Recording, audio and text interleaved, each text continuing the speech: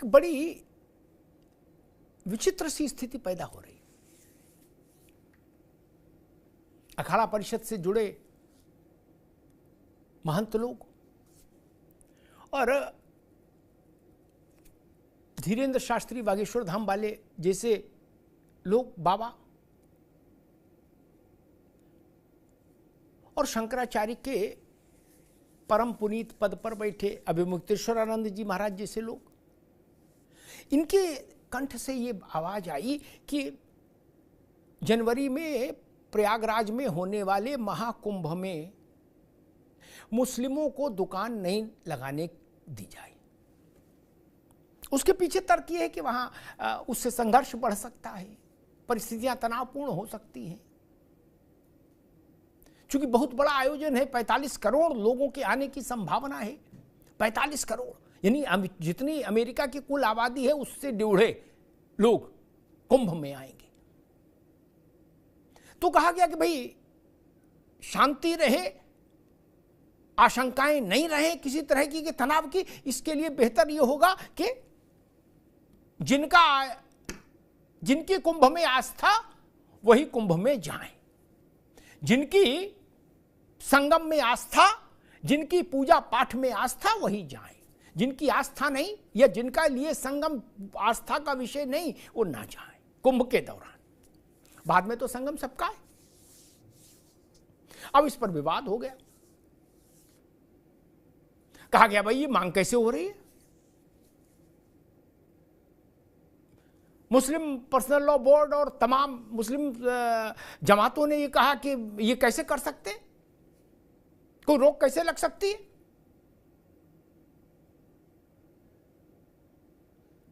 फिरंगी महली साहब जैसे लोगों ने भी इसी बात को दोहराया कि रोक नहीं लगनी चाहिए। गंगा जमुना का मसला है, भाईचारा का मसला है। और इसी बीच में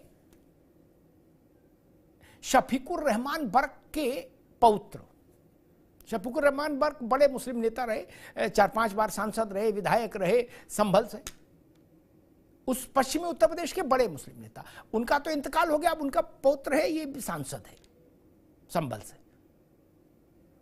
तो जियाउर रहमान वर्क ने एक नया फार्मूला रख दिया। वर्क ने कहा कि अगर मुसलमानों को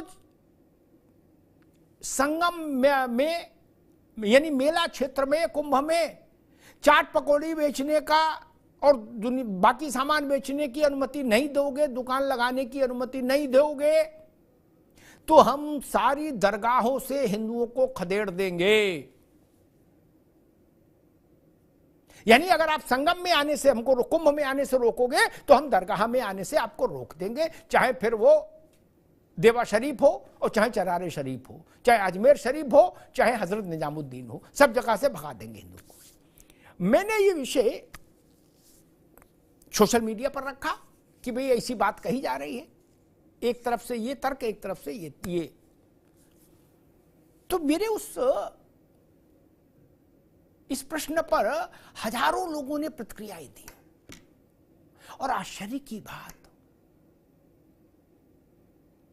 लगभग 99% हिंदुओं ने मेरे उस प्रश्न पर कहा कि हम जियाउर रहमान वर्क के इस ऐलान का तहे दिल से शुक्रिया करते हैं, इस्तकबाल करते हैं, स्वागत करते हैं। ये देखिए कितनी अजब बात है। उन्होंने गुस्से में कहा और सारा हिंदू देश भर का कह रहा है कि वर्क साहब तुम्हें मेरी कसम, ये फार्मूला तुरंत लागू कर दो। क्या दरगाह पर जो जाए हिंदू उसको रपटा दो, और हो सके दुकान पे भी लगाओ ताकि दोबारा कभी जाए नहीं। ये प्रतिक्रिया क्यों आ रही है? ये चिंतन का विषय है। प्रतिक्रिया आ रही है। हिंदू जियाउर रहमान वर्क को तहे दिल से साधुवाद भेज रहा है, कह रहा ये तुरंत लागू करो फार्मूला, ना तुम कुंभ में आओ और ना उधर किसी हिंदू को दरगाह पे जाने दो। अब क्या बर्क साहब की बात मुस्लिम समाज मानेगा? क्या हिंदुओं का दरगाहों पर प्रवेश निषेध होगा? क्या कुंभ में ऐसी व्यवस्था जिसको साधु संत चाहते हैं वो लागू होगी? ये तमाम सवाल भविष्य के गर्भ में है।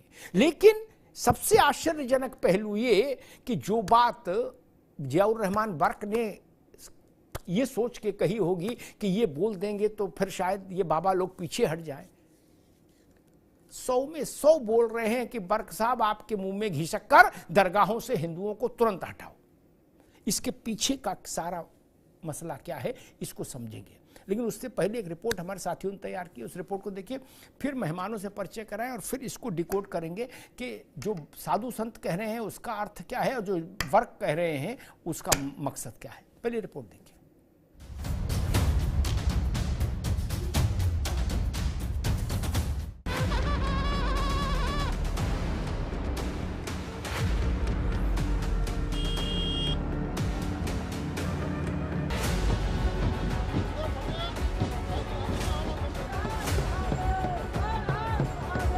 एकदम सही है। ये इसलिए किया गया है कि देखिए, अगर गैर सनातनी जो सनातन परंपरा को नहीं जानते, जो वहाँ की विचारधारा को नहीं समझते, देवी देवताओं की महत्ता को नहीं जानते, संतों की महिमा को नहीं जानते, वो संतों का क्या खाक सम्मान करेंगे? उससे द्वंद्व ही उत्पन्न होगा।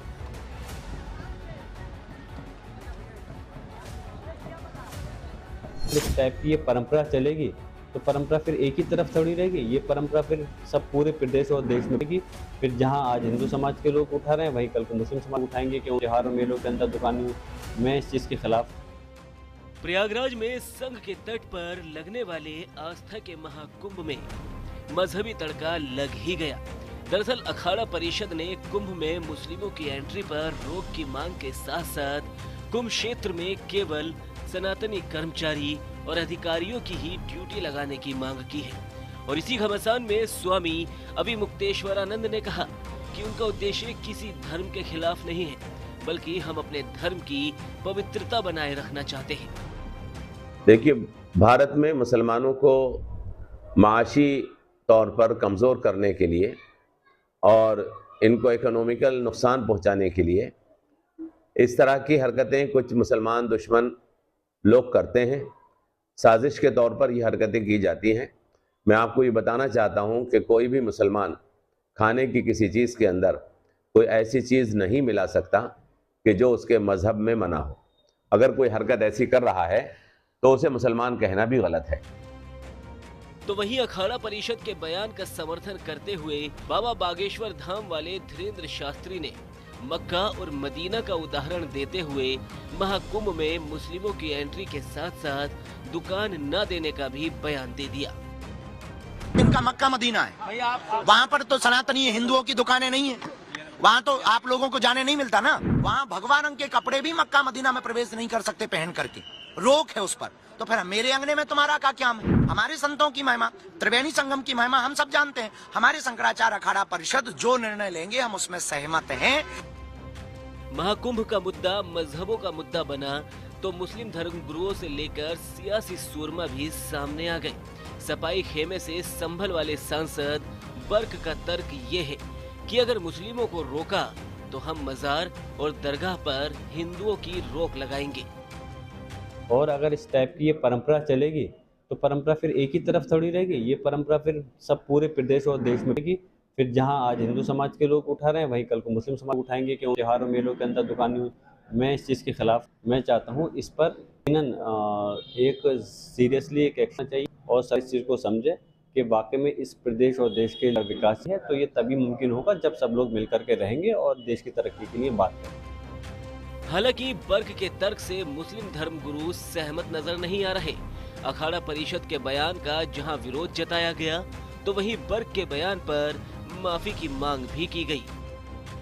जियाउर रहमान बर्क साहब को सोच विचार के साथ में बात कहना चाहिए। हाँ, कुंभ के मेले में जहां अखाड़ा परिषद ने ये बात कही है कि मुसलमान यहाँ पर दुकान न लगाएं, ये फिरका परस्ती को बढ़ावा देने वाली बात है और नफरत को फैलाना है, समाज को तोड़ने वाली बात है। इस पर अखाड़ा परिषद को अपना फैसला वापस लेना चाहिए कि बरस से कुंभ का मेला चला आ रहा है। कभी कुंभ के मेले से इस तरह का कोई पैगाम नहीं दिया गया। इसी संग्राम में सपा सांसद डिंपल यादव भी सामने आई, जिन्होंने संविधान के साए में सबको सलाह दे डाली। समाजवादी पार्टी लगातार मोर्चा के माध्यम से आप संविधान को कहीं ना कहीं भारतीय जनता पार्टी बदलना चाहती है, तभी इस तरह की बातें लेकर वो लगातार आ रहे हैं, लेकिन अब ये लोग ध्यान नहीं भटका पाएंगे। बहरहाल अब अखाड़ा परिषद से लेकर स्वामी मुक्तेश्वरानंद और बाबा बागेश्वर जहां मुस्लिमों की एंट्री पर मुखर है, तो वहीं विपक्षी खेमे के बयान भी घमासान मचा रहे हैं। ऐसे में सवाल यही है कि अभी तक तो केवल एंट्री पर कंट्रोवर्सी हो रही थी, अब कुंभ में मुस्लिमों को दुकान पर भी घमासान क्यों? सवाल ये भी है कि आखिर महाकुंभ पर मजहबी महासंग्राम क्यों? संग्राम क्यों? रत्नाकर सिंह साहब हैं हमारे साथ, भारतीय जनता पार्टी के प्रतिनिधि। रत्नाकर जी का स्वागत है। शुभम गिरी जी महाराज हैं, हिंदू धर्म गुरु, शुभम गिरी जी का स्वागत है। फजील अहमद साहब हैं, राजनीतिक विश्लेषक, फजील अहमद साहब का बहुत स्वागत है। कांग्रेस के नेता मुन्ना खान साहब अभी हमारे साथ जुड़ेंगे थोड़ी सी देर में। शुभम गिरी जी, आपसे बात शुरू करूंगा। हमने सुना बागेश्वर धाम के शास्त्री जी को सुना, और हमने शंकराचार्य महाराज को सुना, अभी मुक्तेश्वरानंद जी महाराज को। ये विचार क्यों आया जहन में कि भाई कुंभ मेला क्षेत्र में मुसलमानों का प्रवेश निषिद्ध हो, उनकी दुकानें नहीं हो? पहले तो जितने भी मीडिया पैनलिस्ट बैठे, जितने भी दर्शक आपके टीवी को देख रहे हैं, उनको छठ महापर्व की हार्दिक शुभकामनाएं। आज मेरा सौभाग्य है कि देश के वरिष्ठ पत्रकार अमिताभ अग्निहोत्री जी के साथ आज मैं बैठा हूं। आपके तर्क का मैं जवाब दूं तो मैं पहले ये बताता हूं अमिताभ जी, अखाड़ा परिषद ने पिछले जो नवरात्रि की नवमी थी, तब राष्ट्रीय अध्यक्ष जी ने ऐलान किया था कि हमने महाकुंभ जो प्रयागराज में होने वाला उत्सव है, जो विश्व की धरोहर है, उस उत्सव में हम मुस्लिमों को और गैर सनातनियों का प्रवेश वर्जित करेंगे।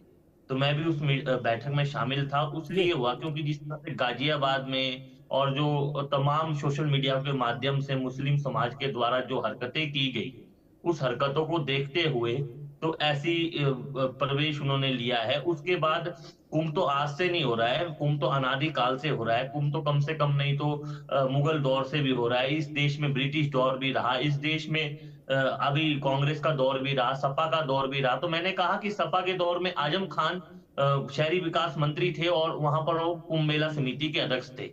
जो उत्तर प्रदेश में शहरी विकास मंत्री रहता है, या उत्तराखंड में रहता है, या महाराष्ट्र में रहता है, या मध्य प्रदेश में रहता है, वही कुंभ मेले का अध्यक्ष होता है। ये भारत के संविधान में लिखा हुआ है। लेकिन जिस प्रकार से जगत गुरु शंकराचार्य, स्वामी स्वरूपानंद सरस्वती जी और आजम खान जी के ऊपर कितना विवाद हुआ उस समय जमीन को लेकर, आप तो उस समय रिकॉर्डिंग कर रहे थे अमिताभ जी, आपने देखा है 2013 में जब सपा की सरकार थी, अगर नेताजी और अखिलेश जी दखल अंदाजी नहीं करते, शिवपाल जी दखल अंदाजी नहीं करते, तो विवाद सोशल मीडिया के माध्यम से, प्रिंट मीडिया में और इलेक्ट्रॉनिक मीडिया में भी फैल गया था। लेकिन चलिए, उस समय का दौर अलग था, उस समय कुंभ का आयोजन अच्छा हुआ। लेकिन एक घटना हुई 2019 में, अर्ध कुंभ को महाकुंभ बना दिया। उसके बाद हरिद्वार में जो कुंभ हुआ, त्रिवेंद्र सरकार ने बैन लगा दिया, तीरथ सिंह रावत जी ने कुंभ को खोल दिया। तो अब साधु संत चाहते हैं कि कुंभ मेले का आयोजन भव्य या दिव्य हो। जिस तरह से पिछली कुछ हरकतें दिखी गई है, उस हरकतों को लेकर अखाड़ा परिषद ने फैसला लिया। उन्होंने कहा इस्लाम पवित्र धर्म है, इस्लाम शांति का धर्म है, लेकिन जब वो नमाज पढ़ते, वजू खाने में जाते तो साफ सुथरे ढंग से जाते हैं। लेकिन हम उनकी दरगाहों में नहीं जाते, और हमें ये कहना चाहते हैं कि कुंभ मेले में वो ना आए। हम उनका सम्मान करते हैं, हम उनको हमारे मठ मंदिर भी इस्लाम के लोग बनाते हैं, लेकिन हम उसमें दखल अंदाजी नहीं दे रहे। जिस तरह से हरकतें हमारे साथ ना हो, ऐसी हरकतें ना हो, हमारी देवी देवताओं का अपमान ना हो, इसीलिए अखाड़ा परिषद ने फैसला लिया है कि शाही स्नान की जगह राष्ट्रीय स्नान और गैर सनातनियों का प्रवेश वर्जित किया जाएगा। क्योंकि जी ठीक महाराज, मैं आता हूं दोबारा आपके पास, फजील अहमद साहब के पास चलूंगा। फजील अहमद साहब, अखाड़ा परिषद ने ये और शंकराचार्य जी महाराज, अभिमुक्तेश्वरानंद जी ने जब ये कहा, तो उसके बाद शफीकुर रहमान बर्क के पौत्र का बयान आया, जियाउर रहमान बर्क, वो भी सांसद। उन्होंने कहा भाई फिर हम दरगाहों से हटा देंगे हिंदुओं को। अच्छा, ये मजे की बात है, मतलब उलटवासी है। ऐसी उलटवासी कभी नहीं हुई भारत में कि बर्क के बयान का मुसलमान क्या प्रतिक्रिया दे रहे नहीं पता, लेकिन 100 में 100 हिंदू स्वागत कर रहे, बोले तत्काल रोक लगाओ दरगाहों पे हिंदुओं की। नहीं फजील भाई, कुंभ मेले का बहुत महत्व है। और जैसा कि अभी बाबा जी ने बताया कि मुगलों के जमाने में भी हर्षोल्लास लगाया जाता रहा, सम्राट हर्षवर्धन ने पहले इसकी शुरुआत की और वेनसांग ने इसकी पूरा लिखा भी है इसको। सम्राट हर्षवर्धन ने 90 दिनों तक अपना खजाना लेके वहां बैठते थे, पूरे विश्व से महासम्मेलन बुलाते थे और 90 दिनों तक लोगों को पैसा बांटते हैं, जो भी चीज उनको उपहार बांटते थे। ये है कुंभ का इतिहास और बाकायदा नवभारत टाइम्स और तमाम मीडिया में भी आजकल चल रहा है जी। कल वहां से हर्षवर्धन की मूर्ति को, वहां से आदम काल की बहुत पुरानी मूर्ति थी, हजारों साल पुरानी हर्षवर्धन की मूर्ति को वहां से हटा करके बहुत दूर ले आके रखा दिया गया। तो जो अपने मूल चीजों को हटाना चाहता है, उसको बदलना चाहता है, मुसलमान तो अब आए हैं ना इस साल, क्योंकि इनका आजकल क्या है, सुर्खियों में बने रहने के लिए मुसलमान का नाम ले लो तो चर्चा शुरू हो जाती है। किसी को देख लीजिएगा कि कोई हिंदू मुसलमान से मतलब नहीं है। ये लोग गौमूत्र पिला रहे थे डांडी मार्च, डांडी त्योहार में वहां गुजरात के अंदर, पुलिस ने जब लठ बजाया सब भाग खड़े हुए, फिर कोई नहीं रोकने वाला था कि कौन आ रहा है, हिंदू आ रहा है कि मुसलमान आ रहा है। संवैधानिक बात करनी चाहिए, कोई धर्म किसी को बुरा नहीं सिखाता और कोई मुसलमान क्यों वहां जाएगा। कभी कभी हम लोग भी जब छोटे थे तो मेला घूमने चले जाते थे, जब इलाहाबाद में रहते थे तो ऐसे ही सब लोग चले जाते हैं मेला, जहां भीड़ भाड़ होती है, हिंदू मुसलमान। कभी इस देश में कभी किसी ने पूछा ही नहीं कि हिंदू कौन है मुसलमान कौन है। हमने अपने बचपन से लेकर आज तक, इधर 2-3 साल से मैं थोड़ा देख रहा हूं, नहीं तो आज तक कभी हम लोगों को उतरा ही नहीं। हमारे यहाँ दुर्गा पूजा में तमाम मेला लगता है, मुस्लिम त्योहारों पर मुहर्रम में मेला लगता है। इस देश में मेला की संस्कृति है, हर धर्म के मेले लगते हैं यहाँ पे, कोई किसी को नहीं बोलता। और कुंभ मेला में भी कोई, आप जाके देखिएगा जब कुंभ होगा, हम भी चलेंगे आपके साथ, कहीं कोई दिक्कत नहीं होगी। लेकिन चूंकि अपने, अब देखिए इतने बड़े बड़े अखाड़े, इतने बड़े बड़े बाबा, इतने सिद्धि पुरुष लोग उस मेले में आते हैं, कुंभ मेले में। अभी धीरेन्द्र शास्त्री को कई दिन हुआ लोग जानने लगे, वो उनकी तो अभी कोई औकात भी नहीं है, लेकिन जो इतने बड़े बड़े महंत लोग हैं वो तो बुलाते हैं मुसलमानों को अपने अखाड़े में। मैं खुद वहां गया हूं कई बार, और बुला करके वहां जो पुलिस अफसर जो ड्यूटी पे रहते हैं, रुकना होगा, एक मिनट रुकना होगा। ये चीज ठीक नहीं कि धीरेन्द्र शास्त्री जी की औकात क्या है, ये भाषा ठीक नहीं है ना। नहीं, रुक जाओ भाई, रुक जाओ एक मिनट रुको। आप सीनियरिटी जूनियरिटी मत तय करो, ये भक्तों को तय करने दो, वो किसको क्या मान रहे हैं। आप अब अभी बीच नहीं बोलो, तो आप मुझे नहीं रोक सकते ना, आप मुझे थोप नहीं सकते ना मेरे ऊपर कि हम किसी को क्या मान रहे हैं। हम नहीं मानते उनको, ठीक ऐसी अभद्र भाषा, ठीक है फजील भाई, 27 साल की उम्र में, ठीक है, अभद्र भाषा बोलिए, अभद्र भाषा सुनिए, आपका स्वागत है। अभी नहीं, ये जो बात कही गई कि अखाड़े और बाबा और सब, सनातन धर्म में, हिंदू धर्म में जो सबसे बड़ी व्यवस्था है संतों की, वो अखाड़ा परिषद है, ठीक, जिसकी इस व्यवस्था आदि शंकर ने तय की, ठीक, उनके अनुशासन से वो संचालित है। वो अगर कोई बात कह रहा है और जगत गुरु शंकराचार्य उस बात की संस्तुति कर रहे हैं तो फिर बात बड़ी हो जाती है, वो छोटी बात नहीं रहती, ये भी ध्यान रखिए। जगत गुरु का मतलब, शंकराचार्य का मतलब वही है जो आपके लिए मक्का और मदीना का है, ठीक है ना। इसलिए उसको बहुत हल्के में हास्यास्पद तरीके से टिप्पणियां ठीक नहीं, ठीक। यहां गंगा जमुना बताया जा रहा है, कहा जा रहा है कि गंगा और जमुना एक साथ रहेगी, सब लोग मेला देखेंगे। ऐसा मेला दूसरी जगह क्यों नहीं दुनिया में नहीं दिखाना चाहते किसी को। काबा में कोई जा सकता है क्या? नहीं ना, नहीं जा सकता ना। वहां गंगा जमुना नहीं चाहिए, वहां प्रेम नहीं चाहिए, वहां भाईचारा नहीं चाहिए क्या? सारा प्रेम, सारा भाईचारा यही है। वहां भी कर दो, खोल दो दरवाजे, कि क्रिश्चियन आए, हिंदू आए, सिख आए, बौद्ध आए, सबका काबा में स्वागत हो, सबको शरबत पेश करो, क्या बुराई है? प्राइवेट प्रॉपर्टी को छोड़ करके कॉमन प्रॉपर्टी पे कहीं भी कोई जा सकता है। मेला मान लीजिए, सड़क पर, नदी में कोई नहीं रोक सकता। ठीक है फजील भाई, ठीक है। रत्नाकर सिंह जी, जियाउर रहमान कह रहे हैं कि हम दरगाहों से हिंदुओं को भगा देंगे अगर आप कुंभ में हमें दुकान नहीं लगाने दोगे। और मजे की बात, मैं बहस क्यों लाया, मैंने जब इसको डाला सोशल मीडिया पर तो कई हजार लोगों ने पार्टिसिपेट किया मेरे इस सवाल पर। सारे हिंदू उत्साहित हो गए, बोले तत्काल करो बर्ग साहब, आपके मुंह में घी शक्कर, तुरंत हिंदुओं को प्रतिबंधित कर दो दरगाहों पर, मजारों पर। ये मैं नहीं समझ पाया। लग रहा है शायद हिंदू इसी बात की प्रतीक्षा में था कि भैया तुरंत बैन करो, झगड़ा नहीं रहे। रत्नाकर जी देखिए अमिताभ जी, सबसे पहले तो यहाँ पे जो बैठे हैं फजील अहमद जी, उनको एक बात समझने की जरूरत है, और इनके जैसे तमाम जो लोग हैं जो इस तरह के मुद्दे पर राजनीति करने की कोशिश कर रहे हैं, उनको पहली चीज, बेसिक चीज समझने की कोशिश करना चाहिए कि क्यों अखाड़ा परिषद ने ये मांग किया। मांग इसलिए किया है अखाड़ा परिषद ने, और ये बहुत ही स्वागत योग्य कदम है सारे हिंदुओं के लिए। अखाड़ा परिषद ने जो मांग किया वह स्वागत योग्य कदम है, और इसको तत्काल प्रभाव से लागू होना ही चाहिए।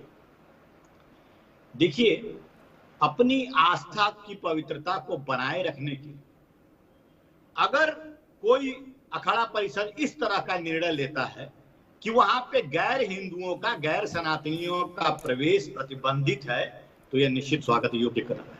अब मैं ये कहना चाहूंगा कि जो व्यक्ति गैर सनातनी जो है, वो सनातन के धार्मिक भावनाओं को, धार्मिक आस्थाओं को, पूजा पाठ की पद्धतियों को जो समझता नहीं है, वो अगर वहां पे जाके फल बेचेगा, ठेले की दुकान लगाएगा, जिसको ये नहीं मालूम है कि सनातन धर्म में मांस मदिरा, जब कोई भी धार्मिक कार्यक्रम होता है हिंदुओं का, तो उसमें मांस मदिरा एकदम वर्जित होता है, ना कोई खा सकता है, ना ही पी सकता, ना ही छू सकता है। ये हमारे धर्म में है, सनातन धर्म में।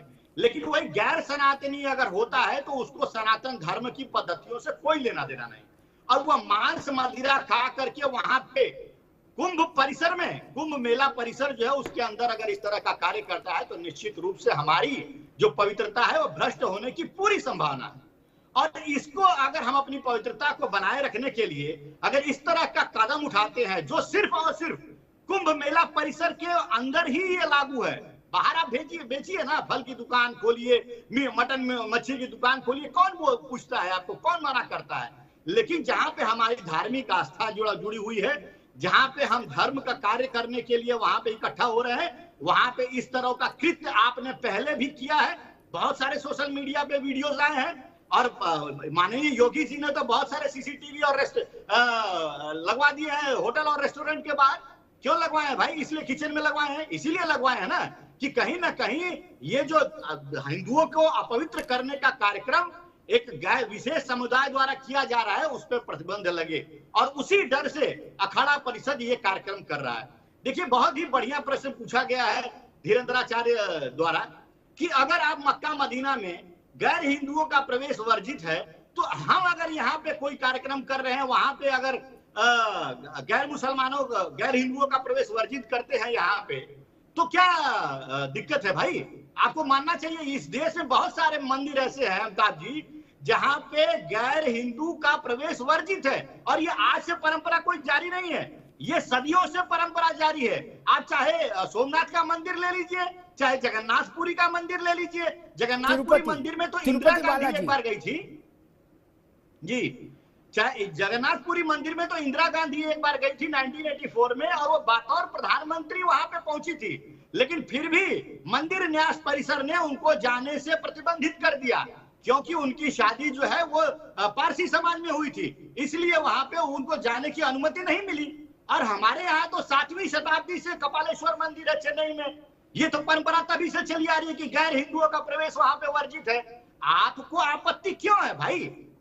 हम ये पूछ रहे हैं, हम अपनी जगह पे अगर साफ सफाई रखना चाहते हैं, पवित्रता रखना चाहते हैं, तो आपको इतनी आपत्ति क्यों? आप अपनी जगह पे हमको जाने नहीं देते और हमारी जगह पे आकर के अपवित्रता फैलाते हैं। और ये जो माननीय सपा के सांसद जी है, मैं उनसे और दूसरी चीज कहना चाहूंगा, ये अभी औकात की बात कर रहे थे अमिताभ जी, 10 सेकंड में, इनको शायद ज्ञान नहीं है, ज्ञान की कमी है। इस तरह का जो वक्तव्य ये यहाँ पे बैठ के दे रहे हैं, करोड़ों अनुयायी हैं धीरेन्द्राचार्य शास्त्री की, अगर वो अपनी औकात पे आ जाएंगे तो ये देश में दिखना बंद कर देंगे। मैं स्पष्ट और साफ रूप से चेतावनी देना चाहता हूं कि हिंदू धर्म गुरुओं के बारे में इस तरह की औकात की बातें यहाँ चैनल पे बैठ करके न करे। ये हमारी भावनाओं को अपमानित करने का काम करते हैं, और जब इनकी बात आती है तो भाईचारा, संविधान की दुहाई देने लगते हैं, गंगा जमुनी तहजीब की दुहाई देने लगते हैं। और किसी चैनल पे माफी भी मांगना चाहिए। ठीक है रत्नाकर भाई, रुकिए रत्नाकर भाई, अभी रुकना होगा। मुन्ना खान साहब भी जुड़ गए हमारे साथ, कांग्रेस के नेता मुन्ना खान साहब का बहुत स्वागत है। मुन्ना खान साहब, सवाल ये है कि अखाड़ा परिषद ने कहा कि मेला क्षेत्र में, जो नोटिफाइड मेला क्षेत्र है, जो अधिसूचित मेला क्षेत्र है, उसमें गैर हिंदू दुकान नहीं लगे। जियाउर रहमान वर्क ने कहा अगर दुकान नहीं लगाने दोगे तो देश भर की दरगाह और मजारों से हिंदुओं को हटा देंगे। अब हिंदू मांग कर रहा है कि तुम्हें मेरी कसम वर्क साहब तुरंत ऐसा शुभ काम कर दो, तुरंत हटा दो। मुन्ना खान साहब, देखिए, पहले तो जितने पैनलिस्ट हैं सभी को नमस्कार, दर्शकों को नमस्कार, और अमिताभ जी आपको भी बहुत बहुत नमस्कार।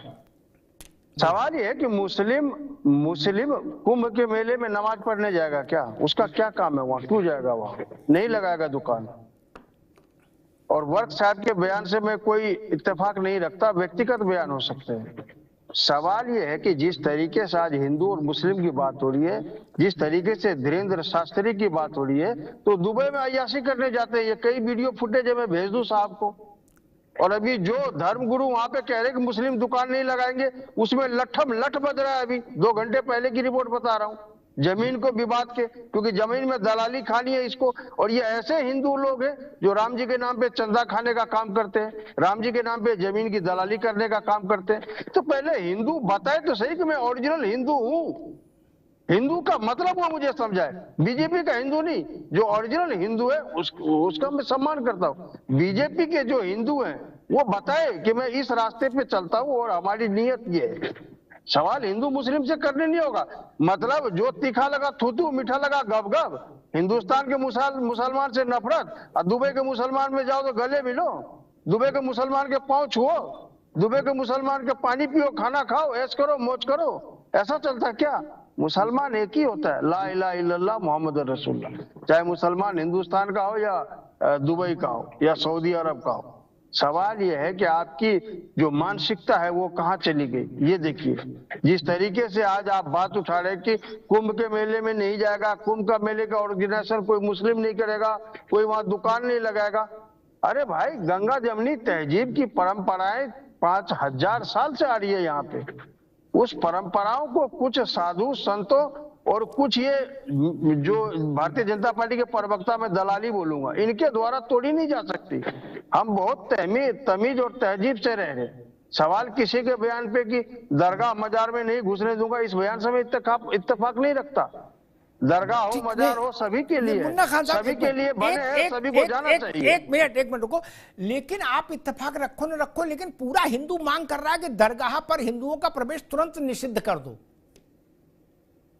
सवाल मैं ये कह रहा हूँ कि पूरा हिंदू मांग कर रहा है और बहुमत से लबालब बड़ी सरकार है, तो सरकार चूड़ियां पहन के क्यों बैठी है? बर्क ने कहा हम हटाएंगे, इसलिए बर्क से कहा जा रहा है ना।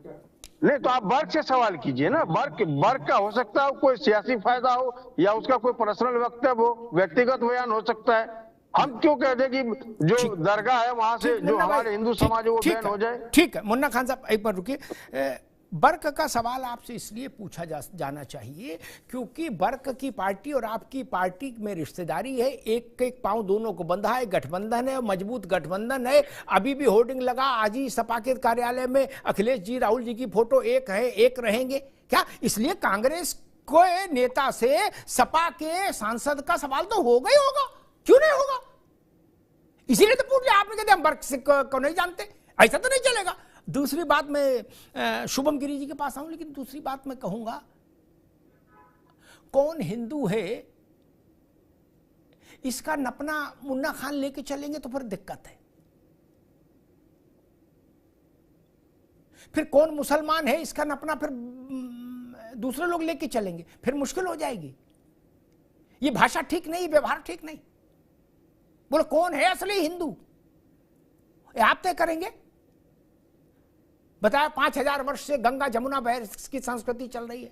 5000 वर्ष पहले तो इस्लाम ही नहीं था, 1400-1500 साल पहले तो इस्लाम जन्मा। किसका गंगा जमुना करा रहे थे? अरे वो किसका करा रहे थे?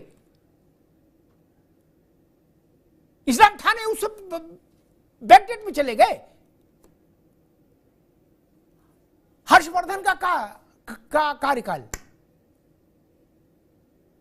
और कुंभ 2,500-3 हजार वर्ष का तो सिजना है। तब मुसलमान तो था ही नहीं, दुनिया में नहीं था, अरब में भी नहीं था, तो क्या समस्या थी? ये तरीका ठीक नहीं कि वो वहां मुन्ना भाई कह रहे थे, और मैं तो समझ नहीं पा रहा इतनी गुस्सा क्यों भरी है। फजील भाई कह रहे थे उसकी औकात क्या, मुन्ना भाई कह रहे थे अय्याशी करता है। आपके किसी काबा और मदीना के किसी मुअज्जिज इमाम के लिए कोई ऐसी भाषा बोले तो गंदी बात होगी ना। किसने आपको हक दिया ऐसी बातें करने का? और ये बातें बोल के तुरंत बोलने लगते हो गंगा जमुना। ये गंगा जमुना नहीं है मित्र ना, ये तेजाब है जो मन के अंदर है और बार बार बाहर आ जाता है। मैं इस बात की सख्त शब्दों में निंदा करूंगा कि धीरेन्द्र शास्त्री महाराज के लिए जिन शब्दों का इस्तेमाल किया गया वो शब्द स्वीकार नहीं हो सकते। कौन होते हैं आप लोग तय करने वाले? औकात का नपना लेके घूमेंगे, और आप औकात का नपना लेके घूमेंगे मित्र, तब कोई अरशद मदनी के लिए बोल देगा, और अरशद मदनी छोड़िए फिर और किसी बड़े इमाम के लिए बोल देगा, तब क्या करेंगे? मुन्ना भाई ऐसी भाषा मत बोलिए कि दुबई में अय्याशी करते हैं। कैसी भाषा है ये? जामा मस्जिद के मौजूदा इमाम और इनके अब्बा वो विदेश जाते थे तो क्या करते थे? उसका सिजरा यहां होना चाहिए, नहीं होना चाहिए ना? बहुत सारे लोग हैं, यहां से कटुता पैदा होती है, यहां से तनाव पैदा होता है। आप बहुसंख्यक वर्ग के श्रद्धा के केंद्र जो लोग हैं, आपको पता है सनातन में जो व्यवस्था है उस व्यवस्था में सर्वोच्च आसन पर जगत गुरु शंकराचार्य बैठाए गए हैं हम लोगों के द्वारा। आप कह रहे हो कुछ छोटे मोटे साधु संतों ने। छोटे मोटे साधु संत क्या होता है? छोटे मोटे साधु संत क्या होता भाई? आप जगत गुरु शंकराचार्य को छोटा मोटे साधु संत कह रहे हो, और अरशद मदनी को नबी बता रहे हैं क्या? नहीं, ये तरीका ठीक नहीं। इस भाषा से देश में तनाव फैलेगा। शुभम गिरी जी वो कह रहे हैं कि भाई मुन्ना खान कह रहे हैं कि कुंभ में कोई नमाज जाएगा क्यों? मुसलमान वहां नमाज पढ़ने जाएगा क्या? फिर तो संकट ही खत्म। देखिए अमिताभ जी, मुन्ना खान कांग्रेस के नेता है। मैं वर्तमान में हिमाचल प्रदेश में था और कुल्लू में आयोजन होता है दशहरे का। इस समय सुखविंदर सिंह सुक्खू जी की सरकार है और वहाँ सीपीएस है सुंदर सिंह ठाकुर, जो मुख्य सांसदीय सचिव है उनके कुल्लू के विधायक। तो मतलब उस दशहरे का आयोजन भव्य और दिव्य किया गया और सभी कुल्लू वासियों ने उसका स्वागत किया। वक्त के साथ सब बदलता है और बढ़िया ढंग से कुंभ मेले में मुस्लिम समाज की जो एंट्री लगी है, शंकराचार्य जी ने कह दिया अखिल भारतीय अखाड़ा परिषद के जो प्रतिनिधि होते हैं उनका जो फैसला होता है उसके आगे प्रशासन भी झुकता है। आपको तो याद है 2013 में जो 2010 का कुंभ आपको याद है, जब निशंक जी मुख्यमंत्री थे तो महंत ज्ञानदास जी के उस समय विवाद हो गया था, तो महंत ज्ञानदास जी के सामने कैसे अखाड़ा परिषद झुक रहा था। 2016 का आपको उज्जैन का कुंभ याद है, जब महंत नरेंद्र गिरी जी जब अध्यक्ष थे तब उस समय बवंडर हुआ था, तो शिवराज सिंह चौहान को तत्काल माफी मांगने पड़ी और निशंक जी को तत्काल माफी मांगने पड़ी। यहाँ तक कि 98 का जो हरिद्वार में जो कुंभ हुआ था उस समय बसपा की सरकार थी, तो मायावती जी को भी तत्काल अखाड़ा परिषद के आगे माफी मांगने पड़ी। प्रशासन के साथ अखाड़ा परिषद भी सहयोग करता है और कई साधु आते हैं, कई अखाड़े के साधु आते हैं और अपना अनक्षेत्र लगाते हैं, उसमें अपना औषधालय लगाते हैं और धर्म का प्रचार करते हैं, कईयों को रोजगार देते हैं। इतनी छावनियां लगेगी, इतना कुछ वहां कुंभ मेले में होगा। कई रिक्शे वाले को रोजगार मिलेगा, टांगे वाले को रोजगार मिलेगा, जो किश्ती चलाता है उसको रोजगार मिलेगा।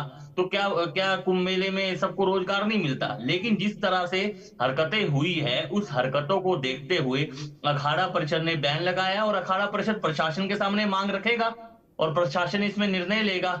आपने कावड़ मेले में देखा कि कावड़ मेले में नाम सार्वजनिक हित हुए, लेकिन भाजपा के नेता है संजीव बालियान, उन्होंने कहा कि मुस्लिम वर्षों से कैंप लगाते हैं। हमें मानते हैं अमिताभ जी, जब पेशवाइयां निकलती है तो मुस्लिम समाज के लोग हम पे पुष्प बरसाते हैं। मैं खुद इस पेशवाई का गवाह हूं। अभी ध्वज होगा, धर्म ध्वज स्थापित होगा अखाड़ों का।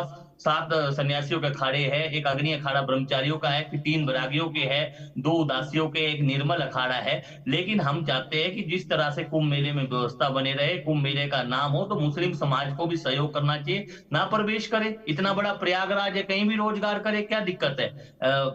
हवाई अड्डा है, हवाई अड्डा के बाद आपका रेलवे स्टेशन है, रेलवे स्टेशन का प्रयागराज इतना बड़ा शहर है, वहां भी तो रोजगार कर सकते हैं। लखनऊ से प्रयागराज सवारी तो ढो सकते हैं, लेकिन वहां प्रवेश ना करे ना, मेला प्रांत में प्रवेश ना करे, संगम तट में प्रवेश ना करे। लेकिन चलिए, जो फैसला अखाड़ा परिषद लेगा वो सर्वमान्य होगा, जो शंकराचार्य लेगा वो सर्वमान्य होगा। लेकिन धीरेन्द्र शास्त्री जी एक कथावाचक है, उनके खिलाफ आप ऐसी भाषा का प्रयोग क्यों कर रहे हो? ऐसी भाषा का प्रयोग नहीं करना चाहिए। ना तेरा है ना मेरा है, ये हिंदुस्तान सबका है, नहीं समझी तो बात नुकसान सबका है। वसुधैव कुटुंबकम की भावना इनको भी रखनी चाहिए। ठीक बात है। फजील अहमद साहब, शुभम गिरी जी कह रहे हैं कि प्रयागराज बहुत बड़ा है, सिर्फ जो नोटिफाइड एरिया है जिसको मेला क्षेत्र के रूप में अधिसूचित करती है सरकार, उतने को छोड़कर वो कह रहे कि बस अड्डा से लेकर रेलवे स्टेशन तक और एयरपोर्ट तक खूब रोजगार है। जब कुंभ होगा 45 करोड़ आदमी आएगा तो बस सवाल है वहां अंदर दुकान लगे कि नहीं लगे। देखिए अमिताभ जी, 2-3 बातें आपने भी कही जी, क्योंकि आप शायद माइक हम लोग का बंद कर दे रहा है, इसलिए हम बोल नहीं पा रहे। नहीं, अब आपको बोलने का धीरेन्द्र शास्त्री के बारे में आपको बहुत बुरा लग गया और उनको किसी दूसरे धर्म की चर्चा नहीं करनी चाहिए। आप अपने धर्म को खूब काम करो, कोई दिक्कत नहीं है, लेकिन किसी को नीचा दिखाना, किसी का अपमान करना, आपसे क्या मतलब है? मुसलमान, ये प्रशासन अपना समझेगा इस चीज को, आप अपना राय प्रशासन को दे दो, लेकिन इस पर प्रेस कॉन्फ्रेंस करना, इसको मुद्दा बनाना। और दूसरी बात हर्षवर्धन की आपने की, हर्षवर्धन की मूर्ति वहां से क्यों हटाई गई? हर्षवर्धन हिंदू नहीं था, वो बुद्धिस्ट था, बुद्धिस्ट राजा था, ये दुनिया जानती है। और हर्षवर्धन की इसलिए वहां से हटा दी गई कि ऐसा ना हो कि बुद्धिस्ट जान जाए और मंदिर में प्रवेश तो दलित को भी नहीं होता है, एससी को भी नहीं होता, आदिवासी को भी नहीं होता है, मुसलमान। और हम बहुत जब पढ़ते थे इलाहाबाद में, तो मैं एक बार गया था मेला घूमने, वहां एक मस्जिद भी बनाई अखाड़ा परिषद के लोगों ने। किसके लिए मालूम है? जो कर्मचारी वहां मुसलमान ड्यूटी दे रहे हैं उनके लिए। पहले जिस तरह से अखाड़ा बनता है ना, उसी तरह घेर के एक जगह उन्होंने अलॉट की, जिसमें मस्जिद एक इमाम रखे जाते हैं जो नमाज पढ़ाते हैं, जो वहां से कर्मचारी काम करने आते हैं। हजारों में कर्मचारी आते हैं, बहुत से लोग नमाज पढ़ते हैं। अब आप कहिए कि नहीं साहब, कर्मचारी भी नहीं रखना है।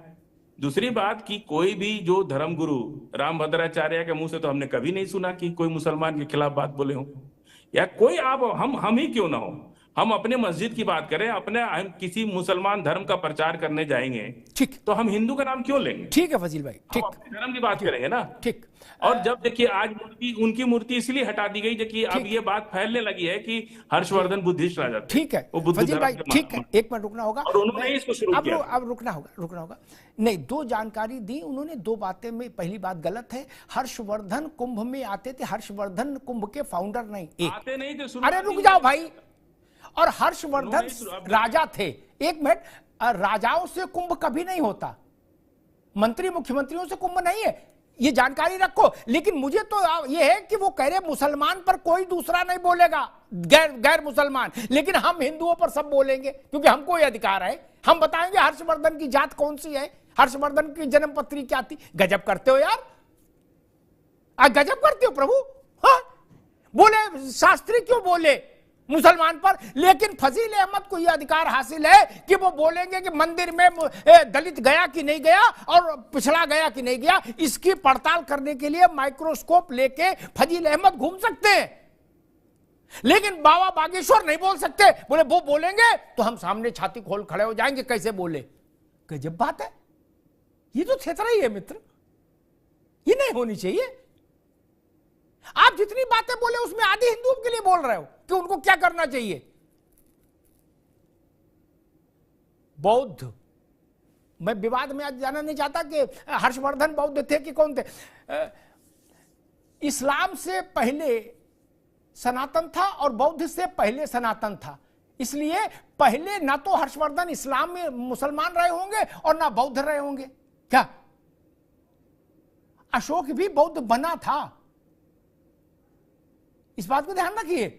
बौद्ध जी का जन्म ही, उस धर्म का, उस संप्रदाय का जन्म ही बाद का है, तो आप उसको बीज कैसे घोषित कर दोगे? सनातन ही, उससे पहले सनातन ही था भाई। उसी में अशोक भी थे, उनके बाप दादा भी थे, हर्षवर्धन भी थे, उनके चाचा ताऊ भी थे। अब आप नया डंडा लिया, बोलेगे अब हम लड़ाई लड़ेंगे हर्षवर्धन के सम्मान में मुसलमान मैदान में, ये नारा लगाएंगे। लेकिन बाबा बागेश्वर कुछ बोल दे तो कहेंगे ये दलाल है। गजब बात है यार। आप मक्का मदीना तक महदूद रहे, वो नहीं स्वीकार है, वो स्वीकार नहीं। बोले ना गंगा जमुना के कारण हमको पूरा राइट है, कहीं भी ठेल देंगे हम कुछ भी, लेकिन इनको राइट नहीं देंगे, ये ठीक नहीं। खैर रत्नाकर जी, विषय वहीं पर आकर ठहर गया कि ये बात अखाड़ा परिषद की बात, अखाड़ा परिषद की इच्छा, उसका मंतव्य और साधु संतों का मंतव्य, ये प्रशासन के पास जाएगा और अंततः फैसला करना है प्रशासन को, सरकार को। रत्नाकर जी देखिए अमिताभ जी, मैंने कहा शुरुआती स्टेटमेंट में ही कहा मैंने कि अखाड़ा परिषद की मंशा और उद्देश्य जो है वह बिल्कुल क्लियर और स्पष्ट है कि जो भी हमारा धार्मिक कार्यक्रम हो रहा है, धर्मों के अनुष्ठान हो रहा है कुंभ मेला क्षेत्र में, उसमें पवित्रता बनाए रखने के लिए इस तरह का जो है एक मंशा व्यक्त की गई है। हम किसी धर्म के विरुद्ध नहीं है, हम किसी संप्रदाय के विरुद्ध नहीं है। हम ये चाहते हैं कि हमारी जो आस्था है उसमें कहीं विघ्न बाधा न पड़े, कोई व्यक्ति मांसाहारी भक्षण करके वहां पे आकर थूक लगा करके फल न बेचे, पेशाब के जो है खाना वहां पे न सप्लाई करे, हम ये चाहते हैं। और इसीलिए हमारी ये मंशा है कि हम वहां पे इस तरह का जो है प्रावधान लेके आए। अब मेरे भाई मुन्ना खान जी यहाँ पे जो बैठे हैं, मैं आना चाहता हूँ इन पे। अभी ये अपने आप को असली मुसलमान कह के इसरिल्ला उल्ला लिल्ला मिल्ला पता नहीं क्या क्या बोल करके अपने को साबित करना चाह रहे थे कि मैं असली मुसलमान। अब ये बताइए, सारे मुसलमान जो इलिल्ला बिलिल्ला करते रहते हैं, वो सारे मुसलमान असली है? तो ये जो हर घर से नसरल्ला निकलेगा, वो जो विदेश में मारा गया आतंकवादी, उसका शोक इस देश में क्यों मनाते हैं भाई? अभी ये सर तन से जुदा का नारा लगाकर लोगों का सर काट देते हैं। ये कौन सा अल्लाह उलिल्लाह बिसरल्लाह फसरल्लाह, ये क्या क्या वाले कहाँ के हैं? ये कौन से मुसलमान है ये बताइए? वो रेलवे ट्रैक के पटरियों पे सिलेंडर रख करके और ट्रेन को पलट करके और लोगों की जान लेने वाले ये कौन से मुसलमान है? हमारे ऊपर प्रश्न उठा रहे हैं कि हम असली हिंदू है कि नहीं हिंदू है। इस देश में जितने भी मुसलमान है ना, वो कन्वर्टेड मुसलमान है या तो मुगलों की औलाद है। और आप कह रहे थे अभी महाशय यहाँ पे फजील भाई जो कह रहे थे कि धीरेन्द्राचार्य नीचा दिखाने की कोशिश कर रहे हैं मुसलमानों को। अरे भैया, एक बार भी उन्होंने नहीं कहा कि मुसलमानों के बारे में, वो तो सिर्फ यही कह रहे थे कि हमारी जो पूजा पद्धति है उसमें पवित्रता बनी रहे, इसलिए हम चाहते हैं कि कुंभ मेला क्षेत्र में कोई इस तरह का कार्य न हो।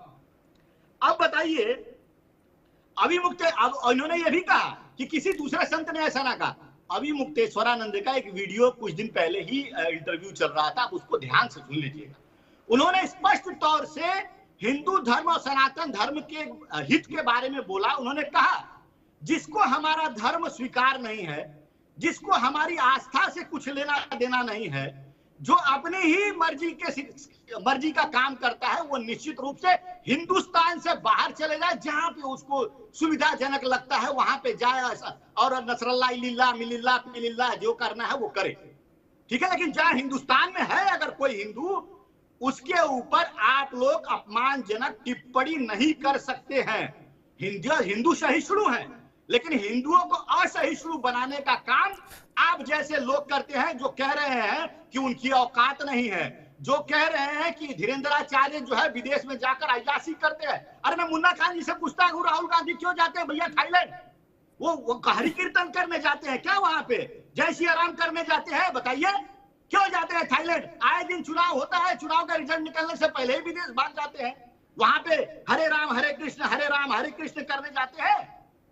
अरे इस देश में हिंदू हैं और वो सहिष्णु हैं, इसलिए आप लोग इस तरह का वक्तव्य अपने मुखगुआ से निकाल दे रहे हैं। जिस दिन हिंदू असहिष्णु हो गया उस दिन आप लोगों की औकात यही हिंदू दिखा देंगे।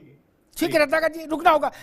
मुन्ना खान साहब, आप कुछ कहना चाह रहे थे और वो सवाल पूछ रहे हैं कि आप बागेश्वर बाबा पर सवाल उठा रहे हो, वो सवाल उठा रहे हैं कि राहुल गांधी बार बार नहीं मैं पूछना चाहता हूँ, मैं पूछना चाहता हूँ, अभी जो ये अल्लाह कर रहे थे, पहले तो ये बताया कि ये सच्चे में हिंदू की औलाद है या ये भी किसी वंशज की औलाद है, गोडसे की औलाद है, पहले तो ये बताए। दूसरी बात, ये जिस हिंदू की बात कर रहे थे, जिस पेशाब की बात कर रहे थे, मैं इनसे पूछना चाहता हूँ 10 साल से लगातार प्रसाद में गाय की चर्बी खिलाने वाले भी तो हिंदू यही थे, यही लोग तो थे, तब तो इसको शर्म नहीं आई। 10 साल से चर्बी की प्रसाद परोसा गया, पूरे हिंदू खामोश थे, क्यों नहीं आवाज उठी भारतीय जनता पार्टी की? क्योंकि भारतीय जनता पार्टी के लोग ही उसमें शामिल थे। दूसरी बात ये कह रहे कि नहीं सेवा होनी चाहिए। एक बात बताइए, दलित के ऊपर पेशाब किया गया सरेआम, पता लगा भारतीय जनता पार्टी का कोई नेता है, उसे माफ कर दिया गया। दलित को धमकाया जाता है उसके मोहल्ले में कि अगर मूंछ रखोगे तो मारे जाओगे। दलित को धमकाया जाता है उसके मोहल्ले में, कॉलोनियों में, कि शादी के टाइम अगर घोड़े पे चढ़ोगे तो मारे जाओगे। तो ये बता दे, आज की वोट लेने के टाइम ये दलित को हिंदू कहते हैं, वोट के बाद ये क्या बिंदु समझते हैं? अभी गुजरात की घटना है, पटरी पे रखे सामान किसका है पहले ये बता दे, ये बताए पटरी पे जो रखा सामान है वो किसका है? वो हिंदू का है, मुसलमान का, किसका है? तो सवाल ये दोगले चरित्र के लोग हैं, इनकी जो वंशज है ना वो दोगले ही से पैदा हुए, ये ओरिजिनल नहीं है। अब आजादी की बात करूं तो आजादी में जो हमारे योद्धा थे, हिंदू मुस्लिम सिख ईसाई सब लड़ रहे थे, लेकिन ये लोग दलाली चमचागिरी अंग्रेजों के कर रहे थे। ये तो ये दलाल है लोग हैं, इनको बोलने की तमीज नहीं है। इसे समझने चाहिए और समझदारी के साथ बात करनी चाहिए कि मैं जिस हिंदू की बात करता हूं उसका मैं सम्मान करता हूं, लेकिन ये दलाल हिंदुओं की बात नहीं करता। ये जो राम जी के नाम पे चंदा खाए, राम जी के नाम की जमीन पे दलाली खाए, और वो जिस तरीके से दलितों पे पेशाब किया जाए, दलितों को माल बांटा जाए, सब किया जाए, ये अब ये बात करते करते कभी पाकिस्तान, कभी बात करते करते लाल किला, कभी बात करते करते ताजमहल पहुंच गए। अब बात यहाँ होगी तो राहुल गांधी में पहुंच गए कि राहुल गांधी विदेश क्यों जाते? अरे राहुल गांधी विदेश जाते, राहुल गांधी के लिए आपके पास कोई अगर प्रूफ है, कोई 19-20 है तो आप बताए ना। नहीं दलितों का प्रवेश हिंदू में मना है। दलित मुन्ना भाई एक बार रुकना होगा, ठीक, एक बार रुकना होगा, ठीक, किस हिंदू की बात करते हैं? ठीक, एक बार रुकना होगा। मैं तो इस बात से एक बार रत्नाकर भाई देंगे अवसर, शुभम गिरी जी, मैं तो इस बात से हैरान हूं कि फजील अहमद साहब को, मुन्ना खान साहब को दलित की बड़ी चिंता है। क्या बोले? दलित मूंछ नहीं रख सकता। हमारे परिचय में सैकड़ों दलित हैं जो मूंछ रखते हैं, लेकिन मुन्ना खान साहब कह भारत में नहीं रख सकता। अब खड़गे जी भी दलित नेता हैं, वो तो अपनी इच्छा से मूंछ कटवाए, उन पर किसी जबरदस्ती की नहीं। लेकिन मुसलमान का कोई नाम भी मां भी बोल दे तो तुरंत हो जाएगा, भाई आप कौन होते बोलने वाले, हम अपना देख लेंगे क्या। लेकिन हिंदुओं में हम पूरी दखल रखेंगे। आप घोड़ी चढ़ रहे हो ना, आप मूंछ रख रहे हो ना, फिर ठंड रखो। आप घोड़ी भी चढ़ रहे हो, मूंछ भी रख रहे हो, क्या फिर और क्या चाहिए इसके आगे? फिर ठंड रखो ना महाराज जी। मैं देख रहा हूं मेरे दोनों मित्रों को अपने से ज्यादा चिंता दलित की है। साहब जी, खड़गे जी एक 150 साल पुरानी पार्टी के राष्ट्रीय अध्यक्ष है और श्रम रोजगार मंत्री भी रह चुके और देश के बड़े नेता है। ठीक है, और दलित यहाँ स्व इच्छा से रहता है। पंचदश नाम जूना अखाड़ा है, निरंजनी अखाड़ा है, और जितने भी अखाड़े हैं वहां पर दलित महामंडलेश्वर भी है। मैं आपको कई नाम गिनवा भी दूंगा, अगर आप बोलते हो तो मैं सूची आपको व्हाट्सएप भी कर दूंगा। जूना अखाड़े ने भी दलितों को, आजमगढ़ के एक दलित को महामंडलेश्वर बनाया और 5 छड़ी दी और महामंडलेश्वर का बड़ा औहदा दिया। कई सन्यासी, कई बिरागी और संतों की तो जात नहीं पूछी जाती, संतों के लिए तो सभी बराबर है। आप मेरे पास आएंगे, आपका भी स्वागत है। योगी जी तो एक संत है, तो चाहते कुंभ मेला अच्छे ढंग से हो, और वो संत के नाते चाहते। उमा भारती जब मुख्यमंत्री थी मध्य प्रदेश की, वो भी चाहती है, तमाम नेता चाहते कि कुंभ मेला का आयोजन बढ़िया से हो। और संतों के पास जो भी आएगा, चाहे हिंदू हो, चाहे मुस्लिम हो, चाहे ईसाई हो, वो सभी आएंगे तो सबका स्वागत करेंगे। यहाँ देखिए, डोनाल्ड ट्रंप कल जीते तो संतों ने भव्य स्वागत किया, भव्य अभिषेक किया। तो सभी की अपनी अपनी इच्छा होती है, जो संतों के पास आता है संत उसका सम्मान करते हैं। दलित भी इस देश में सुरक्षित है, मुस्लिम भी इस देश में सुरक्षित है। देखिए, अगर आई चुनाव की बात, 2024 की बात, 14 में भारतीय जनता पार्टी 6 बार सत्ता में आ गई। एक दिन 13 दिन का शासन हुआ, फिर 13 महीने का हुआ, 5 साल का हुआ। अटल जी ने भी तो एकता की बात कही। अटल जी के बाद हमारे हरिद्वार में एक भारत माता मंदिर है, वहां पर श्रीमती इंदिरा गांधी जी ने उसका शिलान्यास किया है, आज भी पत्थर लगा हुआ है। और विपक्ष के नेता उस समय अटल जी हुआ करते थे, या मेरे को याद नहीं है कौन होता था, संघ के प्रमुख कौन थे, लेकिन उन दोनों का नाम लिखा है। तो ये तो भारत की विविधता है। सोनम वांगचुक जी का आंदोलन हुआ तो उसमें सभी ने समर्थन दिया, सभी धर्मों ने समर्थन दिया, तो उनका आंदोलन शांति प्रिय हुआ। अन्ना हजारे का आंदोलन हुआ तो सभी धर्मों ने समर्थन दिया। लेकिन मैं भारतीय, देखिए लोकतंत्र है, लोकतंत्र में आलोचना करना सभी का अधिकार है, पक्ष भी करो विपक्ष भी करो, लेकिन इस प्रकार की भाषा का प्रयोग कोई नहीं कर सकता। शंकराचार्य पहले राम मंदिर के शिलान्यास के विरोध में बोल रहे थे, तो उसके पहले स्वामी निशिलानंद जी बोले, तो लेकिन उसकी खामियाजा तो इन्होंने भुगता ना। कहाँ 400 आ रही थी, कहाँ 240 सीटें आई, वही तो बात हुई ना। लेकिन चलिए, मोदी जी के नाम से राजनीति नहीं होनी चाहिए, राजनीति केवल एकता के नाम से होनी चाहिए, देश की अखंडता के नाम से होनी चाहिए। देश में सत्ता आएगी जाएगी, लेकिन भारत मां रहने चाहिए। ठीक है, ठीक है, ठीक है महाराज, ठीक है जी, ठीक है। फजील साहब, जो मुन्ना खान साहब कह रहे थे कि भाई मुसलमान को क्या जरूरत वहां जाए कुंभ में, तो जब जरूरत भी नहीं क्या, तो फिर अखाड़ा परिषद का इस प्रस्ताव स्वीकार करने में कोई दिक्कत नहीं होनी चाहिए? नहीं, देखिए विवेक जी, अमिताभ जी, सॉरी, भारत की जमीन भारत के नागरिकों के लिए स्वतंत्र है। हमारा ऑब्जेक्शन क्या है कि जब ये लोग बात बोलते हैं तो हमें अपनी स्वतंत्रता खतरे में लगने लगती है। भारत की जमीन, सार्वजनिक हित में जो भी जमीनें हैं, उस पर भारत के सभी नागरिकों को चलने, रहने और रहने का अधिकार है। कोई किसी को नहीं। जब ये लोग मस्जिद के सामने, मुसलमान भी, कुछ मुसलमान बोल देते हैं कि भाई मस्जिद के सामने आप लोग नारेबाजी क्यों करते हैं, तो ये लोग भी तो कहते हैं कि हम भारत की हर जमीन पर स्वतंत्र हैं चलने के लिए। इसी तरह मुसलमान, दलित, ओबीसी, एससी, एसटी सभी लोग इस देश की हर जमीन पर, सार्वजनिक जमीन पर, किसी की प्राइवेट प्रॉपर्टी पर हम जाके बाउंड्री नहीं गिराएंगे, लेकिन पब्लिक प्रॉपर्टी पर भारत के हर नागरिक का पूरा अधिकार है। नंबर 1 बात। दूसरी बात, बहुत पहले हम लोग जब बचपन से आज तक देखते आ रहे हैं, ड्रॉपसी बीमारी आई, सरसों के तेल में मिलावट कर दिया, हजारों लोग मर गए, लाखों लोग बीमार पड़ गए, देश में सरसों का तेल खाना बंद कर दिया। सारी फैक्ट्री तो हिंदुओं की है, एक भी मुसलमान की फैक्ट्री नहीं है। ये मिलावटखोरी कौन कर रहा है? अभी जो घी खा रहे हैं आप, उस घी में सुअर की चर्बी पड़ी है कि गाय की चर्बी पड़ी है, कोई गारंटी नहीं है किसी भी मिलावट। पूरे सामानों में मिलावट है देश के। सारी फैक्ट्रियां तो हिंदू की हैं, ठीक, सारी बीफ कंपनियां तो हिंदू की हैं, सारा एक्सपोर्ट हिंदू कर रहा है, तो चर्बी भी उसी बेच रहा है। तो सारा जितना मिलावट का कार्य इस देश में गैर कानूनी काम चल रहा है, पूरा चंबल कौन मुसलमान था, या जितने भी अपराधी है सब मुसलमान हैं। और हम तो समझते हैं कि बैंकों में घोटाला करके जो पैसे लेके भाग गए वो भी हिंदू हैं। तो हिंदू हिंदू करने से कुछ नहीं होता है, मुसलमान मुसलमान करने से कुछ नहीं होता है। जब बाबा साहब अम्बेडकर ने एक संविधान बना दिया तो हम सबको उस संविधान के दायरे में रहना चाहिए। रुक जाइए, बाबा साहब ने क्या कहा था मुसलमानों के बारे में, ये भी मैं बताऊंगा। रुक जाइए, आपने बाबा साहब का अच्छा याद दिला दिया। मुन्ना खान साहब, मनुस्मृति फूका था, ये भी याद रखिए। अरे रुक जाओ, मनुस्मृति को बाबा साहब ने फूका था। जब नहीं जाना, अब आपने कहा नमाज पढ़ने जाएंगे वहां क्या हम? मनुस्मृति फूका था, ये भी याद रखिए। अच्छा, हमें मालूम है, मैंने पढ़ा है अम्बेडकर को।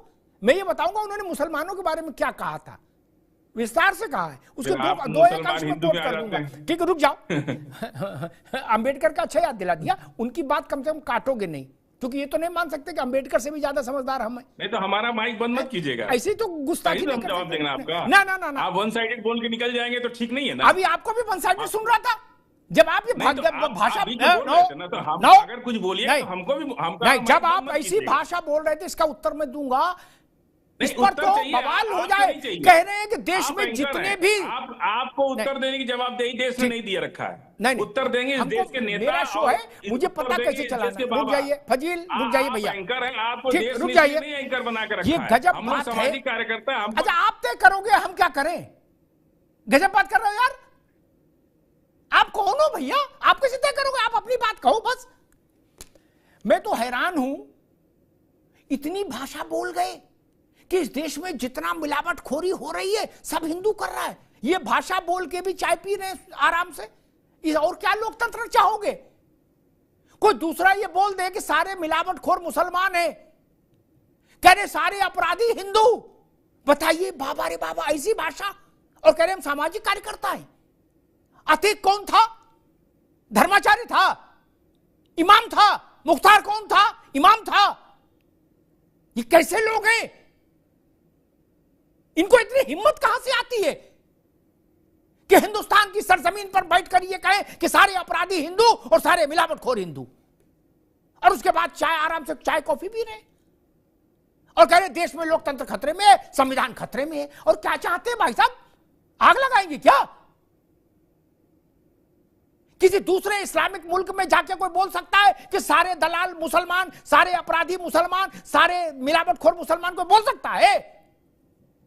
बताइए मुझे देश का नाम जहां कोई बोल सके। ये आजादी आपको हिंदुस्तान ने दी है, हिंदुस्तान के आईन ने दी है, इसलिए हिंदुस्तान महान है। जब बात कर रहे हैं मुन्ना खान साहब, मेरा प्रश्न छोटा सा वही, जब आप कह रहे हो जाना भी नहीं हमें वहां कौन नमाज पढ़ने जाना है, तो बेहतर रास्ता यह है कि जो प्रस्ताव अखाड़ा परिषद रख रहा है उस प्रस्ताव को स्वीकार कर लिया जाए। नहीं, और बर्ग साहब ने जो सुझाव दिया वो महत्वपूर्ण है। जी, मैं बड़े माफी से कहना चाहता हूं अमिताभ जी। जी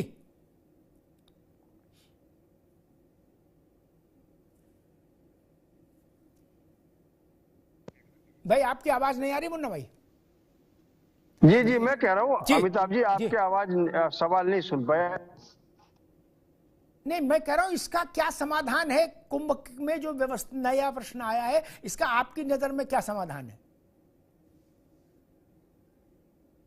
एक और साधु संत है, दूसरी तरफ बर्क का फार्मूला है। आपकी समझ में क्या आ रहा है, बस वो बताइए। जी, नहीं फिर लग रहा है कुछ समस्या की। रत्नाकर जी, क्या समाधान हो सकता है? समय कम है। देखिए अमिताभ जी, मैं यही कहना चाहूंगा कि इस देश में हर व्यक्ति को यह स्वतंत्रता मिलनी चाहिए कि वो अपने धर्म की रक्षा और अपने जो आस्थाओं की रक्षा वो कैसे करे। चाहे वो हिंदू धर्म के लोग हों, चाहे वो मुस्लिम लोग। हिंदू धर्म अगर चाहता है कि हमारी जो पूजा पद्धति है उसमें कोई अशुद्धता ना आ जाए, तो ये सम्मान जो है मुसलमानों को भी करना चाहिए। हम किसी धर्म के खिलाफ तो कह नहीं रहे हैं। आप अगर जितने दिन तक कुंभ का मेला है उसके बाद जाइए ना, वहां पे नहाइए, जो करना है करिए। लेकिन हम चाहते हैं कि कोई भी हिंदू धार्मिक अनुष्ठान, मैं कहूँगा हिंदू धार्मिक अनुष्ठान अगर हो रहा है उसमें पवित्रता बनाए रखने की कोशिश की जा रही है, तो इसका सम्मान इनको करना चाहिए। जैसे कि हम वह सम्मान करते हैं, हम मक्का मदीना कोई गैर मुस्लिम नहीं जाता है वहां पे इन लोगों ने प्रतिबंध रखा है, तो हम इनकी भावनाओं का सम्मान करते हैं। भाई हम क्यों जाएंगे वहां पे? लेकिन उसी तरह से इनको भी यहाँ पे जब हमारी आस्था का विषय है, हमारी शुद्धता का विषय है, तो इनको भी सम्मान रखना चाहिए। पहले भी बहुत सारे वीडियोस आए हैं, उसमें देखा है आपने किस तरह से जब फलों को थूक करके साफ करके रखा जाता है, पेशाब जो है किया जाता है, बहुत सारे वीडियोस हैं। तो ये हिंदुओं के मन में भावना आती है कि कहीं हमारी पवित्रता को भ्रष्ट न कर दिया जाए। तो ये आग्रह है सबसे कि आप हमारी भावनाओं को ध्यान में रखिए, हमारी आस्था को ध्यान में रखिए। आप इस तरह का जो है वक्तव्य दे करके और सिर्फ ये जताने की कोशिश कर रहे हो कि आपके साथ अन्याय हो रहा है, इस तरह का समाज में विष मत घोलिए। ठीक है, ठीक है रत्नाकर भाई, समय कम है। ठीक है रत्नाकर भाई, रत्नाकर जी अभी रुकना होगा। ठीक है, अभी रुकना होगा। 1 घंटे बहस में कुछ आपत्तिजनक अवसर भी आ गए। ये बयान कतई स्वीकार नहीं हो सकता कि देश में जितने मिलावटखोर हैं हिंदू हैं, जितने अपराधी हैं हिंदू हैं। ऐसा कहने वाले लोग मानसिक तौर पर बीमार हैं। दुनिया के किसी मुल्क में आप ऐसा कह सकते हैं उस मुल्क की बहुसंख्यक आबादी के लिए? मुझे एक देश बता दीजिए। अमेरिका भी लोकतांत्रिक देश है, वहां आप कह सकते हैं कि सारे चोर ईसाई हैं? बोल सकते हैं। सारे अपराधी ईसाई बोल सकते हैं? नहीं। अरब में बोल सकते हैं? नहीं। हिंदुस्तान में बोल सकते हैं? इसको चौराहा समझ लिए क्या? चौराहा समझ लिए क्या? गजब बात करते हो भाई। और फिर कह रहे हो गंगा जमुना लाओ। ये गंगा जमुना का भाव है। इस देश की 85% आबादी को आप गाली दे रहे हो सार्वजनिक मंच पर, कह रहे हो सारे अपराधी हिंदू, सारे मिलावटखोर हिंदू। केवल पवित्र आप हैं। गजब बात है। और वो जूस में पेशाब मिलाते जो पकड़े जा रहे हैं वो कौन है? सब्जी पर थूक पेशाब छिड़कते हुए पकड़े जा रहे हैं वो कौन है? उनके खिलाफ तो मुकदमे दर्ज हुए हैं। वो कौन लोग हैं? कहां से आए हैं? अंबेडकर का जिक्र किया गया। अंबेडकर ने यह भी कहा था कि मुस्लिम जो है वो नेशनलिटी नहीं स्वीकार करता। उसकी नेशनलिटी मुस्लिम वर्ल्ड है, मुस्लिम वर्ल्ड। दुनिया में किसी धार्मिक आधार पर संगठन बने हैं? नहीं। सिर्फ मुस्लिम देशों का संगठन बने हैं जिसमें 56 मुस्लिम देश हैं। क्यों भाई? क्रिश्चियनों ने नहीं बनाया, उनके पास तो आपसे ज्यादा देश है।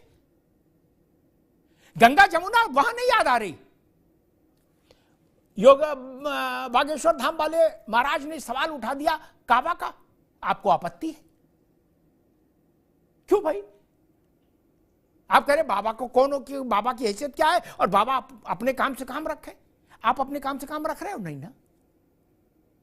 आपको दलित का मसला सबसे पहले दिख रहा है, पिछड़े का मसला दिख रहा है। कोशिश ये है कि हिंदू समाज में कैसे अग्नि प्रज्वलित करें, चिंगारी फूल सुलगाएं। मैं फिर कहता हूं चिंगारी का खेल बुरा होता है। मुसलमान के बीच में जितनी जातियां हैं आप उन पर चर्चा नहीं करते। आपको दलित की चिंता है, पसमानदा की चिंता क्यों नहीं करते? पसमानदा की चिंता क्यों नहीं करते जो 85% है भारत के मुसलमानों का? बाबर कितने लोग लेके आया था? या बिन कासिम यहां कितने लोगों को छोड़ गया था? नहीं ना। 5वीं 6ठी पीढ़ी में चले जाइए, कोई रामदास है, कोई सीताराम है, सब बाबर से हैं क्या? नहीं ना। फिर ये भाषा ठीक नहीं, ये तेजाब ठीक नहीं। और फिर अचानक से अटारी पर जाके गंगा जमुना चिल्लाने लगो। जियाउर रहमान वर्क ने जो कहा कि हम दरगाहों से हिंदुओं को भगा देंगे, एक भी हिंदू मुझे नहीं मिला जिसने जियाउर रहमान वर्क की इस बात की आलोचना की हो। सब कह रहे भैया आपको मुंह में लड्डू, तुरंत भगाओ। क्या समस्या है? संविधान की स्थिति बिल्कुल साफ है। भारत ने लोकतांत्रिक राज्य रहने का फैसला किसी दबाव में नहीं किया था। अन्यथा जिस रात पाकिस्तान इस बिना पर बना था कि मुसलमानों को अपना मुल्क चाहिए, तो भारत भी हिंदू राष्ट्र घोषित हो जाता तो कोई माई का लाल हाथ नहीं पकड़ सकता था। कोई उस रात अगर भारत घोषित कर देता कि हम हिंदू राष्ट्र हैं तो कोई माई का लाल हाथ नहीं पकड़ सकता था। लेकिन हिंदुओं का डीएनए है, ये उनके रक्त में बहती हुई चीज है कि उन्होंने भारत को लोकतांत्रिक देश के रूप में स्वीकार किया। हिंदू राष्ट्र के रूप में स्वीकार कर लेते तो क्या कोई बम गिरा देता? नहीं ना। इसी आधार पर तो विभाजन हुआ था कि मुसलमानों को अलग मुल्क चाहिए। जिन्ना ने यही तो कहा था कि हम हिंदुओं के साथ नहीं रह सकते। आज गंगा जमुना की बात हो रही है। हिंदुओं ने इस देश में कितना बड़ा इम्तिहान दिया। जे धर्म के आधार पर बटे हुए भूभाग के बाद भारत को लोकतांत्रिक देश रखा, धर्मनिरपेक्ष पंथ निरपेक्ष देश रखा। शासन का कोई पंथ नहीं, शासन का कोई धर्म नहीं। लेकिन देश का धर्म है, समाज का धर्म है, यहां के 100 करोड़ लोगों, 120 करोड़ लोगों का धर्म है, उसको नकारा नहीं जा सकता। उस सच्चाई को आप नकार नहीं सकते। अमेरिका का राष्ट्रपति, महाराज जी, अमेरिका भी लोकतांत्रिक देश है, लेकिन अमेरिका का राष्ट्रपति बाइबिल हाथ में लेकर शपथ लेता है। किसी ने आपत्ति की? नहीं ना। भारत में प्रधानमंत्री ऋग्वेद हाथ में लेकर शपथ ले लेंगे तो जाने कितने लोग खुदकुशी कर लेंगे, कितने लोग खुदकुशी कर लेंगे। वहां कोई समस्या नहीं। ब्रिटेन में राजा चुना जाता है, उसके जो राज्यारोहण के संस्कार होते हैं वो पादरी कराते हैं, पादरी, क्रिश्चियन विधि से। यहां राष्ट्रपति हिंदू विधि से शपथ लेते हैं क्या? नहीं ना। ब्रिटेन भी लोकतांत्रिक देश है, वो धर्म आधारित राष्ट्र नहीं है, वहां भी संविधान है, रूल ऑफ लॉ है, फिर भी वो इस क्रिश्चियनिटी को वहां पर रखते हैं सबसे आगे। भारत के आत्म तत्व का सम्मान होना चाहिए, भारत के स्व का सम्मान होना चाहिए। हमको बता रहे थे फजील भाई हमारे दोस्त के हर्षवर्धन बौद्ध थे। बौद्ध से पहले क्या थे? जब बौद्ध धर्म नहीं आया था उससे पहले हर्षवर्धन के माता पिताजी और बाबा चाचा क्या थे? अशोक बौद्ध पैदा नहीं हुआ था, अशोक बना था बौद्ध। ईसाइयत, इस्लाम, बौद्ध धर्म, ये सब बहुत बाद की पैदाइश है। सनातन की पैदाइश आप नहीं बता सकते, नहीं बता सकते। बाकी सबकी डेट ऑफ बर्थ इंटरनेट पर पड़ी है, बाकी दुनिया के सारे पंथों की जन्म की तारीख का सन इंटरनेट पर पड़ा है। सिर्फ सनातन का कोई जन्म का समय नहीं, क्योंकि यही आदि है, यही अंत है, इसलिए सनातन है। धन्यवाद।